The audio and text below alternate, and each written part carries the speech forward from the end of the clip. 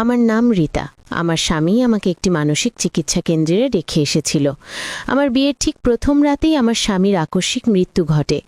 বিবাহের প্রথম দিনেই স্বামীর মৃত্যুর সংবাদ পেয়ে আমার মানসিক অবস্থা সম্পূর্ণ ভেঙে পড়ার উপক্রম হয়েছিল। আমার বিয়ের প্রথম রাত্রেই আমার স্বামী আমাকে একা ফেলে চলে গিয়েছিল। এরপর একজন ভিক্ষুকের সাথে আমার বিয়ে হয়েছিল।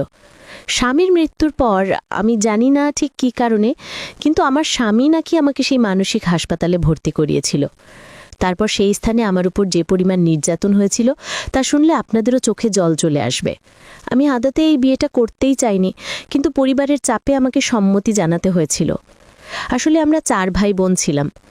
আমাদের এক ভাই ছিল যে বয়সে আমার চেয়ে 3 বছরের বড়। আমার বড় দিদির বিয়ে সম্পন্ন হবার পর মা আমার ভাইকে প্রায়ই বলতো যেন সে বিয়ে করে ঘরে বউ নিয়ে আসে, তাতে আমাদের বাকি 2 বোনের বিয়ে দিতে মায়ের সুবিধা হবে এবং বাড়ির কাজকর্মেও মা সাহায্য পাবে। কিন্তু আমার ভাই সাফ জানিয়ে দিয়েছিল যে আমাদের 2 বোনের বিয়ে না হওয়া পর্যন্ত সে বিবাহ করবে না।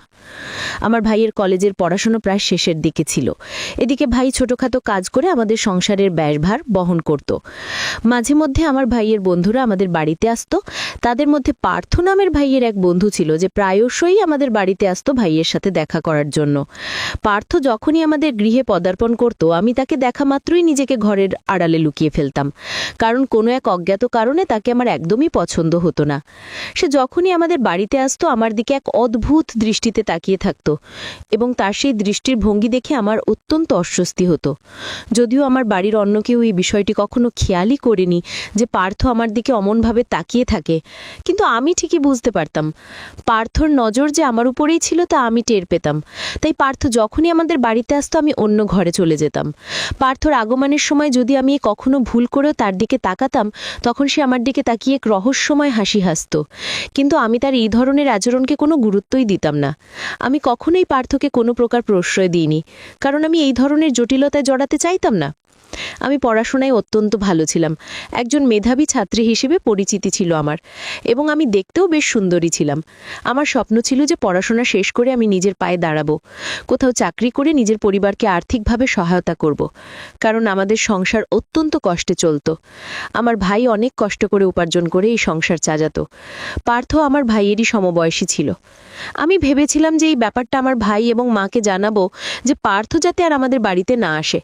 কিন্তু লজ্জার কারণে আমি মা ও ভাইকে কিছুই বলতে পারিনি, কারণ পার্থ কেবল আমাকে তাকিয়ে দেখতো আর মুচকি হাসতো। এর বাইরে সে আমাকে এখনো পর্যন্ত কিছুই বলেনি। তাই আমি মা ও ভাইকে কি বলতাম? যদি বলতাম যে পার্থ আমার দিকে নোংরা দৃষ্টিতে তাকায় আর হাসে, তাহলে হয়তো ভাই ও মা আমাকেই ভুল বুঝতো। এই আশঙ্কায় আমি তাদের কিছুই জানাইনি, বরং আমি নিজেই সতর্ক হয়ে থাকতাম। আমার দাদার বন্ধুরা সবাই ধনী পরিবারের সন্তান ছিল, কেবল আমার দাদাই ছিল মধ্যবিত্ত পরিবারের। তাদের মধ্যে পার্থ ছিল অনেক বড়লোক ঘরের ছেলে। পার্থর বাবা জীবিত ছিলেন না, কিন্তু আমি শুনেছিলাম যে পার্থর বাবা তার সমস্ত জমিজমা এবং 2টো বাড়ি তার একমাত্র ছেলে পার্থর নামেই উইল করে দিয়ে গেছেন। পার্থর আরও 3 ভাই বোন ছিল, যার মধ্যে 2জন ছিল বোন। এদিকে আমার ভাই বলেছিল যে সে আমার জন্য পাত্র খুঁজবে এবং খুব শিগগিরই আমার বিয়ে দিয়ে আমাকে শ্বশুর বাড়িতে পাঠাবে। কিন্তু আমি মা ও ভাইকে স্পষ্ট জানিয়ে দিয়েছিলাম যে আমি এখন বিয়ে করতে চাই না, আমি আরও পড়াশোনা করতে চাই। আমি যখন পড়াশোনা চালিয়ে যাওয়ার জন্য মা ও ভাইয়ের কাছে অনুরোধ করলাম, তখন তারা দুজনেই বলেছিল ঠিক আছে। যেহেতু আমি পড়াশোনায় খুব ভালো ছিলাম, তাই তারা আমাকে পড়াশোনা করার সুযোগ দেবে বলে কথা দিয়েছিল। কিন্তু একদিন আমি যখন কোচিং সেন্টার থেকে ক্লাস শেষ করে বাড়ি ফিরলাম, তখন দেখলাম আমার ছোট বোন আমার দিকে তাকিয়ে অনবরত হেসেই চলেছে। আমি তাকে জিজ্ঞেস করলাম, তুই এভাবে আমার দিকে তাকিয়ে হেসিস কেন?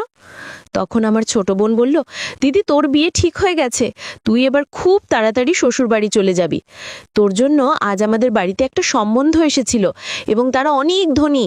ওরা তোর ছবি দেখেই তোকে নির্বাচন করেছে, কারণ তুই যে আমার খুব সুন্দরী দিদি, তাই তো তোর ছবি দেখেই তারা তোকে পছন্দ করে নিয়েছে। আমি তখন রেগে গিয়ে আমার কান মলে দিয়ে বললাম, তুই জানিস না আমি এখন এসব বিয়ে টিয়ে করতে চাই না, তাই আমার সামনে আর এই ধরনের কথা বলবি না। আমি পড়াশোনা করে নিজের পায়ে দাঁড়াতে চাই। ঠিক সেই সময় আমার মা ও ভাই ঘরে প্রবেশ করে বলল, এতে রাগ করার কি আছে? তোর বিয়ের বয়স তো হয়েছে, আর তাছাড়া যে ছেলে তোর জন্য বিয়ের সম্বন্ধ পাঠিয়েছে সে তো আর অচেনা কেউ নয়। ও হলো তোর ভাইয়ের বন্ধু পার্থ। পার্থ তোকে অনেক দিন ধরেই পছন্দ করে। ও নিজের মা এবং বোনকে আমাদের বাড়িতে পাঠিয়েছিল বিয়ের প্রস্তাব নিয়ে, এবং তারে তোর ছবি দেখেই তোকে নির্বাচন করেছে। তুই অনেক ভাগ্যবতী যে তোর এত বড় লোক পরিবারে বিয়ে হচ্ছে। তারা এত ধনী হবার সত্ত্বেই নিজে থেকে আমাদের বাড়িতে এসেছিল তোকে নিজেদের বাড়ির বউ করার করার জন্য। এর চেয়ে বড় সৌভাগ্যের বিষয় আর আমাদের জন্য কি হতে পারে? আর এই কারণেই আমি এবং তোর ভাই এই বিয়েতে সম্মতি দিয়েছি, কারণ এমন ছেলে আমরা আর কোথাও খুঁজে পাবো না। আর লোকেরাও বা কি বলবে যদি আমরা এত ভালো একটা সম্বন্ধ ফিরিয়ে দিই? সবাই তো এটাই ভাববে যে আমাদের মাথা খারাপ হয়ে গেছে, তাই আমরা এত ধনী একটা পরিবারকে প্রত্যাখ্যান করেছি। আর তাছাড়া পার্থর মধ্যে কোনো ত্রুটি নেই। সে দেখতে সুন্দর, যথেষ্ট ভদ্র এবং তার নামে প্রচুর সম্পত্তিও রয়েছে। তাহলে না বলার তো কোনো প্রশ্নই ওঠে না। আমি তখন মাকে বললাম, মা, তুমি বুঝতে পারছো না কেন? আমি এখন বিয়ে করতে চাই না। আমি পড়াশোনা করে চাকরি করে আমাদের পরিবারের আর্থিক অবস্থার উন্নতি করতে চাই। আর তোমরা আমাকে না জানিয়ে কি করে এই বিয়েতে রাজি হয়ে গেলে? আমি পার্থকে একেবারেই পছন্দ করি না। ও যখন আমাদের বাড়ি আসতো তখন আমার দিকে অদ্ভুত দৃষ্টিতে তাকিয়ে থাকত। ওই ছেলেটাকে আমার একটুও ভালো লাগে না। তোমরা কেন আমার ওপর চাপ সৃষ্টি করছো? তখন ভাই আমার পিঠে হাত বুলিয়ে বলল, পার্থকে আমি বেশ কয়েক বছর ধরে চিনিও জানি, তাই ছেলেটার সঙ্গে চোখ বন্ধ করে তোর বিয়েটা দিতে পারি। আমার ওপর বিশ্বাস রাখ। ওই ছেলের সঙ্গে বিয়ে হওয়ার পর তুই রাজরানীর মতো জীবন কাটাবি। পার্থর বাবার যত সম্পত্তি ছিল সব কিছুর মালিক এখন পার্থ। তোর কোনো কিছুর অভাব হবে না। আর বিয়ের পরেও না হয় তুই তোর পড়াশোনাটা শেষ করিস। আমি পার্থকে বলে দেব যাতে বিয়ের পরেও তোর পড়াশোনা চালু রাখে। এবার তো তুই খুশি? আর পার্থ খারাপ ছেলে হতেই পারে না। আমি তাকে খুব কাছ থেকে চিনি।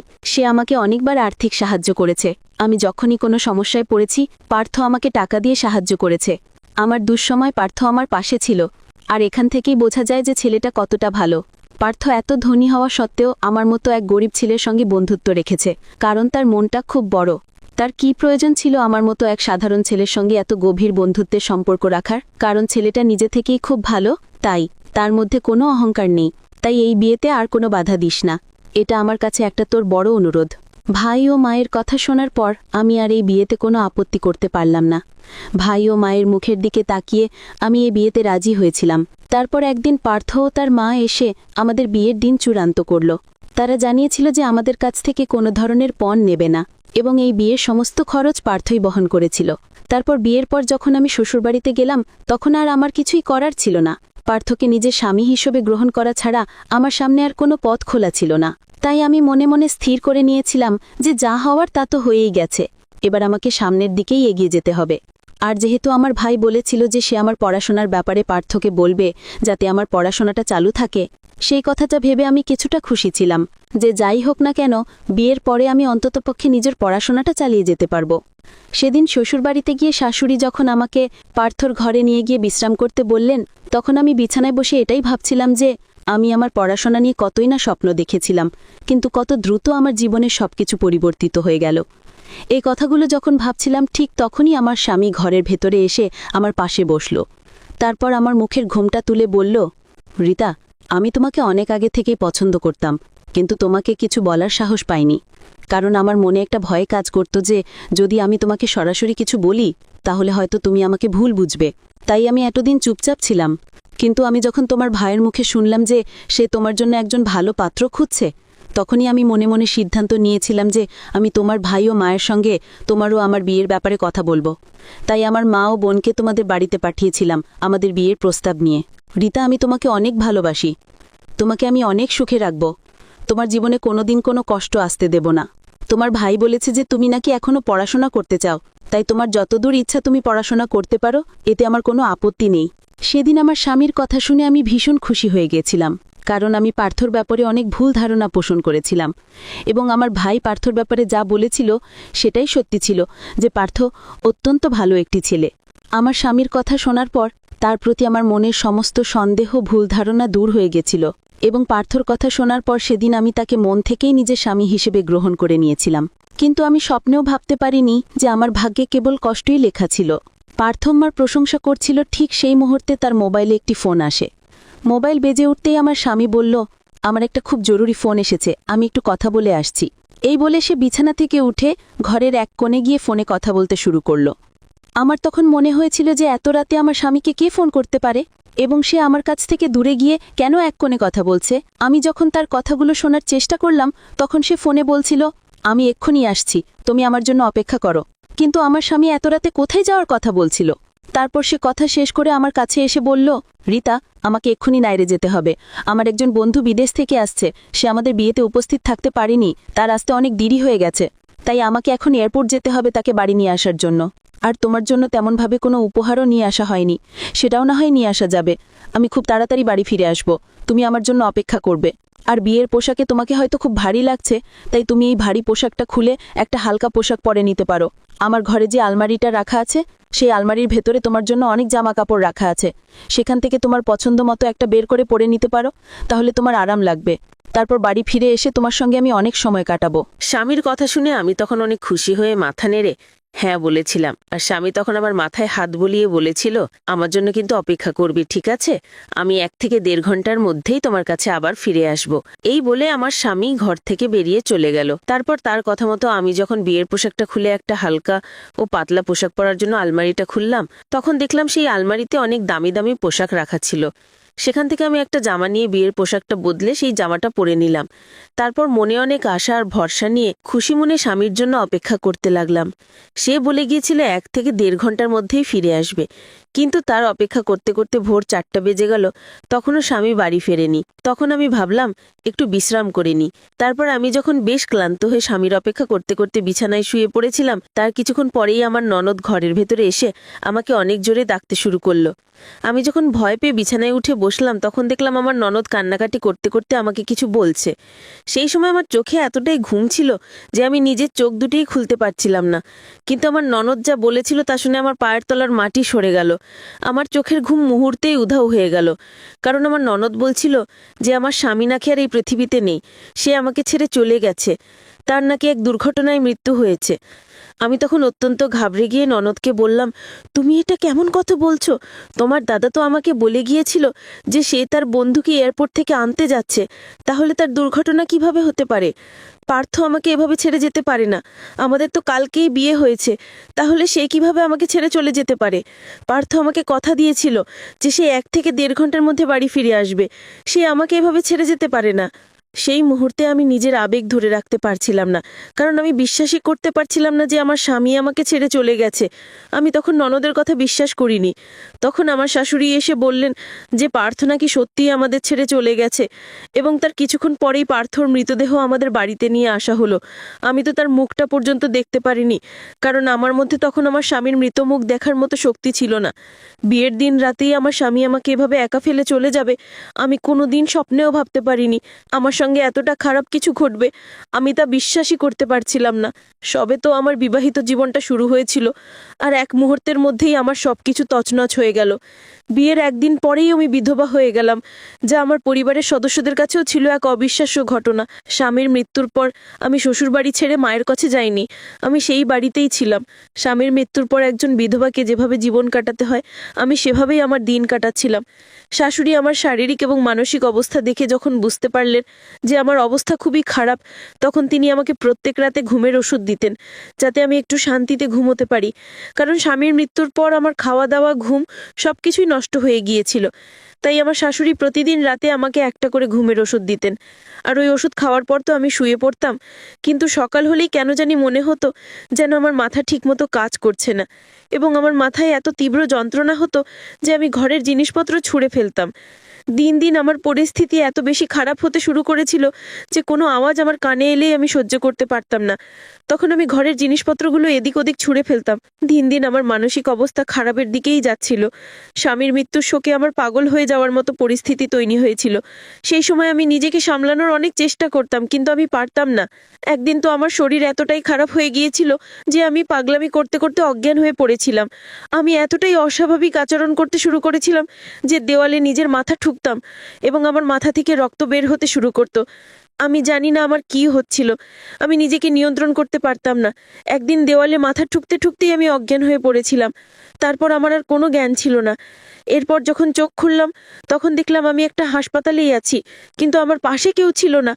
আমি যখন একজন নার্সকে ইশারা করে ডাকলাম, তখন ওই নার্স বলল, তোমার জ্ঞান ফিরেছে, ভালোই হয়েছে, এবার তোমাকে তোমার নির্দিষ্ট ঘরে পাঠানো হবে।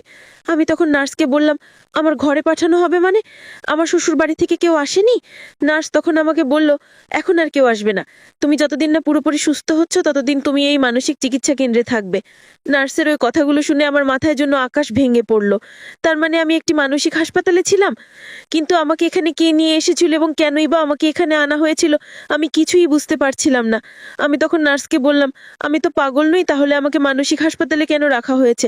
তখন নার্স একটু মুচকি হেসে বলল, প্রত্যেকটা পাগলই এই কথাই বলে যে আমি তো পাগল নই। তারপর তারা আমাকে আর কোনো কথা বলার সুযোগ দিল না এবং একটা জেলের মতো দেখতে ঘরের মধ্যে আমাকে ঢুকিয়ে দেওয়া হলো। ওখানে প্রত্যেকটা ঘর আলাদাভাবে তৈরি করা ছিল যাতে প্রত্যেকটা রোগী নিরাপদে থাকতে পারে, কোনো রোগী যাতে অন্য রোগীর ক্ষতি করতে না পারে। আর ওই জায়গাটা দেখে মনে হচ্ছিল যেন আমাকে কোনো কারাগারে বন্দি করে রাখা হয়েছে। ওই ঘরের মধ্যে যতগুলো রোগী ছিল তাদের দেখেই বোঝা যাচ্ছিল যে তারা মানসিক অসুস্থ। আমি তখন চিৎকার করে নার্সের বলেছিলাম, আমি পাগল নই, আমাকে এখান থেকে যেতে দিন। কিন্তু তারা আমার কোনো কথাই শোনেনি। যখনই কোনো নার্স বা মাসিরা আমাদের খাবার দিতে আসতো তখন আমি কান্নাকাটি করে হাত জোর করে বলতাম আমাকে যেন এখান থেকে বের করে দেওয়া হয়, কারণ আমি পাগল নই। আমি যখন 2-3 দিন ধরে সেখানকার নার্স ও কাজের মাসিদের বলেছিলাম যে আমি পাগল নই, তারপর একদিন একজন নার্স আমার কাছে এসে আস্তে করে বলল, আমি জানি তুমি পাগল নও, তাই আমি তোমাকে এখান থেকে বেরোতে সাহায্য করতে পারি। আমি তখন অনেক খুশি হয়ে তার হাত পা ধরে বললাম, আপনার অনেক ধন্যবাদ, দয়া করে আপনি আমাকে এখান থেকে বের করুন, তাহলে আমি নিজের পরিবারের কাছে ফিরে যেতে পারবো। তারপর ওই নার্স বলেছিল, আমি তোমাকে একজন ডাক্তারের কাছে নিয়ে যাব, উনি তোমাকে এখান থেকে বের হতে সাহায্য করবেন। তারপর ওই নার্স সেদিন রাতের বেলায় আমাকে ওই ঘর থেকে বের করে ডাক্তারের চেম্বারে নিয়ে গেল। ডাক্তারের চেম্বারে যাওয়ার পর ওই ডাক্তার আমাকে ভালোভাবে মাথা থেকে পা পর্যন্ত খুঁটিয়ে খুঁটিয়ে দেখছিল। তারপর ডাক্তার ওই নার্সকে বলল, তোমার সঙ্গে কিছু কথা আছে, বাইরে চলো। তারপর ওই নার্স আমাকে চেম্বারে বসিয়ে রেখে ওই ডাক্তারের সঙ্গে বাইরে গিয়ে কিছু কথা বলল। আমি তখন ডাক্তারের চেম্বারের জানালা দিয়ে বাইরের দৃশ্যটা দেখতে পাচ্ছিলাম। ওই ডাক্তার অনেকগুলো টাকার বান্ডেল ওই নার্সকে দিচ্ছিল। তারপর ওই নার্স সেখান থেকে চলে গেল। ডাক্তার যখন চেম্বারে ফিরে আসছিল তখন আমি তাড়াতাড়ি করে ওই চেয়ারে গিয়ে আবার বসে পড়লাম। তারপর ডাক্তার চেম্বারে এসে দরজাটা ভেতর থেকে বন্ধ করে দিল। ডাক্তারকে দেখা মাত্রই আমি বলেছিলাম, আমি এখান থেকে বাড়ি যেতে চাই, আপনি আমার সাহায্য করুন। তারপর ডাক্তার যখন দরজাটা ভেতর থেকে বন্ধ করল তখন আমি ডাক্তারকে বললাম, আপনি দরজাটা কেন ভেতর থেকে বন্ধ করছেন? তখন ডাক্তার কাছে এসে আমাকে খুব খারাপভাবে স্পর্শ করতে শুরু করলো। তখন আমি ডাক্তারের খারাপ উদ্দেশ্যটা বুঝতে পারলাম এবং আমি যখন ডাক্তারকে ধাক্কা দিয়ে ঘর থেকে বেরোনোর চেষ্টা করেছিলাম তখন সেই চিকিৎসক আমার ইচ্ছার বিরুদ্ধে আমার সঙ্গে জোরপূর্বক সবকিছু করেছিল। আমি যখন ওনার হাত পায়ে ধরে অনেক কাকুতি মিনতি করে বলেছিলাম আমাকে যাতে এখান থেকে যেতে দেওয়া হয়, তখন ডাক্তার বলেছিল, তোর জন্য অনেক টাকা ওই নার্সকে দিয়েছি, তাই আমার কাছে বেশি নাটক করে কোনো লাভ নেই। তখন আমি ডাক্তারকে অনেক রেগে বলেছিলাম, ডাক্তার হয়ে রোগীদের সঙ্গে এত নোংরা এবং জঘন্যতম কাজ করতে আপনার লজ্জা করে না? তারপরেই ডাক্তার আমার গালে একটা সজোরে চড় মেরে বলেছিল, আমার কাজ কি সেটা আমি খুব ভালো করেই জানি, তাই আমাকে কাজ শেখানোর কোনো দরকার নেই। এই বলে ডাক্তার ওয়ার্ডেনকে ডেকে আমাকে আবার ওই মানসিক হাসপাতালে সেলের মধ্যে ঢুকিয়ে দিল। তারপর ওই ডাক্তার পরপর 2 থেকে 3 দিন আমার সঙ্গে জোরপূর্বক সবকিছু করেছিল। তখন মনে হচ্ছিল আমার জীবনে আর বেঁচে থাকার কোনো অর্থই নেই, কারণ সেই সময় আমার আশেপাশে আমাকে কষ্ট থেকে উদ্ধার করার মতো কেউ ছিল না। আমি তো সম্পূর্ণ একা হয়ে পড়েছিলাম। ওইভাবে 4-5 দিন কেটে যাওয়ার পর ওই মানসিক হাসপাতালের একজন মহিলা কর্মী আমার খুব সাহায্য করেছিলেন আমাকে ওই হাসপাতাল থেকে বের হতে। ওই মাসি আমাকে যা বলেছিলেন তা শুনে আমার পায়ের তলা থেকে যেন মাটি সরে গিয়েছিল, কারণ আমাকে ওই মানসিক চিকিৎসা কেন্দ্রে অন্য কেউ নয়, স্বয়ং আমার শাশুড়িই ওই মানসিক হাসপাতালে আমাকে রেখে গিয়েছিলেন। আর ওই মহিলা কর্মী মাসি সবকিছু দেখেছিলেন যেদিন আমার শাশুড়ি ওই মানসিক হাসপাতালে আমাকে রেখে গিয়েছিলেন। সেদিন নাকি আমি অজ্ঞান অবস্থায় ছিলাম, সেই সময় আমার কোনো জ্ঞান ছিল না এবং আমার শাশুড়ি নাকি ডাক্তারকে বলেছিলেন আমাকে যেন কোনোভাবেই এখান থেকে বের হতে দেওয়া না হয় এবং যতটা সম্ভব আমাকে যেন পাগল বানিয়ে দেওয়া হয়। ওই মহিলাকর্মী মাসি সেদিন রাতের বেলা আমার খুব খারাপ অবস্থা দেখে আমার উপর দয়া করে ওই মানসিক হাসপাতাল থেকে বেরোতে সাহায্য করেছিলেন। সেদিন আমি ওই মাসির হাত পায়ে ধরে অনেক ধন্যবাদ জানিয়েছিলাম। তারপর ওই হাসপাতাল থেকে বেরোনোর পর আমি নিজেকে এতটাই অসহায় ও একা মনে করেছিলাম যে সেই সময় আমি খোলা আকাশের নিচে একটা ধাবার সামনে এসে চিৎকার করে কাঁদছিলাম আর ভগবানকে স্মরণ করে বলছিলাম আমাকে যেন মৃত্যু দিয়ে দেয়, আর মনে হচ্ছিল যেন আমি নিজের হাতেই নিজের জীবনটা শেষ করে দিই। সেই সময় রাস্তাঘাট জনশূন্য ছিল, আমি তো কিছুই বুঝতে পারছিলাম না এই জায়গাটা কোথায় ছিল আর আমার বাবার বাড়ি এখান থেকে কতটা দূরে ছিল। তাই আমি ওই ধাবার সামনে একটা কোনায় গিয়ে শুয়ে পড়লাম। ভোরবেলা চোখ খুলতে আমি কোনো রকমে সেখান থেকে বেরিয়ে মায়ের বাড়ির উদ্দেশ্যে রওনা দিলাম। আমার অবস্থা এতটাই শোচনীয় ছিল যে আমাকে দেখে একজন ভিক্ষুক মনে হচ্ছিল। আমার চুলগুলো এলোমেলো ছিল এবং জামাকাপড় অনেক নোংরাও ছেঁড়া ছিল। তাই আমি যখন বাবার বাড়ির গ্রামে এসে পৌঁছলাম তখন মায়ের বাড়ির আশেপাশের লোকেরা আমাকে দেখে চিনতেই পারেনি। কিন্তু মায়ের বাড়িতে যেতেই আমার মাথা ঘুরে উঠল, কারণ আমার মায়ের বাড়িতে একটা অনেক বড় তালা লাগানো ছিল। সেদিন সারাদিন মায়ের বাড়ির দরজার সামনে বসেছিলাম এটা ভেবে যে তারা যেখানেই থাকুক না কেন সন্ধেবেলায় অবশ্যই বাড়ি ফিরে আসবে। কিন্তু সন্ধেবেলাতেও যখন তারা কেউ বাড়ি ফিরে এলো না, তখন আমি ফুপিয়ে ফুপিয়ে কাঁদতে শুরু করলাম, কারণ অনেক কষ্ট করে আমি মানসিক হাসপাতাল থেকে বেরিয়ে মায়ের বাড়িতে আসতে পেরেছিলাম, কিন্তু আমার মা ও ভাই সেখানে ছিল না। আমি যখন আশেপাশের লোকজনকে আমার মায়ের ব্যাপারে জিজ্ঞাসা করলাম, তখন তারা বলল যে আমার মা ও ভাই নাকি এখান থেকে অন্য কোথাও চলে গেছে, এবং তারা কোথায় গেছে পাড়ার লোক কেউ কিছু বলতে পারল না। তখন আমি নিরুপায় হয়ে সেখান থেকে আবার রাস্তায় রাস্তায় ঘুরে বেড়াতে শুরু করলাম। আমি তো কিছুই বুঝতে পারছিলাম না যে এবার আমি কি করব আর কোথায় যাব। ঠিক সেই মুহূর্তে একজন ভিক্ষুক আমার হাত ধরে জোর করে রাস্তা থেকে জঙ্গলের দিকে টেনে নিয়ে যেতে লাগলো। আমি যখন কষ্ট করে নিজের হাতটা তার হাত থেকে ছাড়িয়ে দিয়ে পালানোর চেষ্টা করলাম, তখন ওই ভিক্ষুক আমাকে চেপে ধরল এবং বলল, তুমি ভয় পেও না, আমি তোমার কোনো ক্ষতি করব না, তুমি একবার আমার কথা শোনো। ওই অন্ধকারে তো বোঝাই যাচ্ছিল না যে ওই লোকটি কে এবং লোকটি কেন আমাকে চেপে ধরেছিল। তারপরে লোকটি আমাকে বলল, তোমার সঙ্গে অনেক অন্যায় হয়েছে রীতা, তোমার সঙ্গে কি কি ঘটেছে আমি সব জানি, এবং আমি তোমাকে বিয়ে করতে চাই। তুমি আমার উপর বিশ্বাস রাখো, আমি তোমার কোনো ক্ষতি করতে চাই না। তারপর লোকটি যখন আমার হাত ধরে একটু আলোকিত জায়গায় নিয়ে গেল, তখন দেখলাম ওই লোকটি নিজের গায়ে চাদর মুড়ি দিয়ে শরীর ঢেকে রেখেছিল এবং তার পরনে ছেঁড়া ফাটা জামাকাপড় ছিল। আমি তখন লোকটিকে জিজ্ঞেস করলাম, আপনি কে? আপনি আমার নাম কিভাবে জানেন এবং আপনি আমাকে কেন বিয়ে করতে চাইছেন? লোকটি তখন নিজের গা থেকে যখন চাদরটা সরালো, তখন তার চেহারা দেখে আমার পায়ের তলা থেকে মাটি সরে যাওয়ার মতো অবস্থা হয়েছিল। আমি তাকে দেখে চিৎকার করে কাঁদতে শুরু করলাম।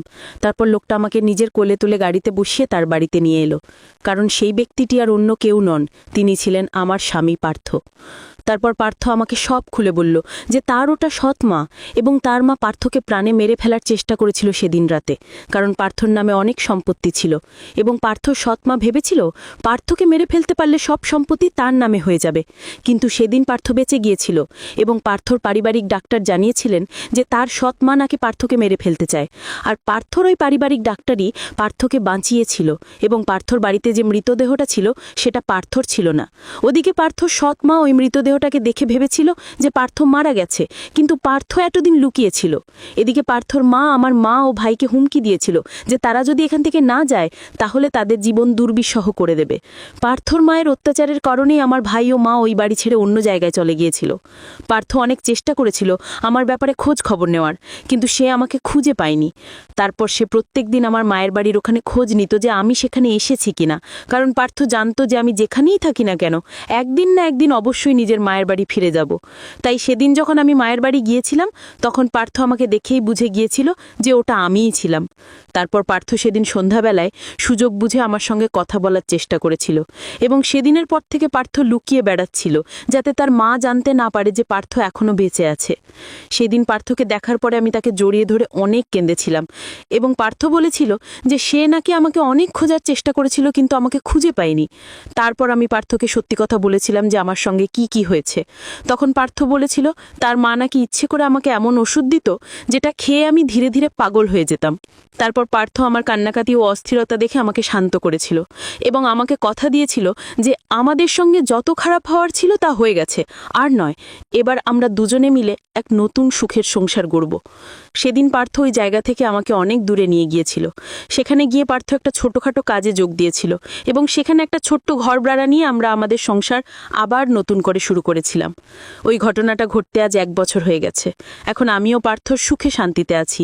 পার্থর মা আমাদের সঙ্গে খারাপ করেছিল শুধুমাত্র সম্পত্তির লোভে, যেটা পার্থর মা কোনোদিনই পায়নি, কারণ পার্থ বেঁচে থাকতে তার মা কোনোদিনও সেই সম্পত্তি পাবে না। তাই আমাদের পরিস্থিতি একটুখানি স্বাভাবিক হওয়ার পর পার্থ তার সৎ মাকে পুলিশের হাতে তুলে দিয়েছিল, কারণ তার মাকে পুলিশের হাতে না দিলে তার মা আমাদের শান্তিতে বাঁচতে দিত না। এখন আর আমাদের কারোর থেকে লুকিয়ে থাকতে হয় না, আমরা এখন নিজেদের বাড়িতেই আছি এবং খুব সুখে আছি।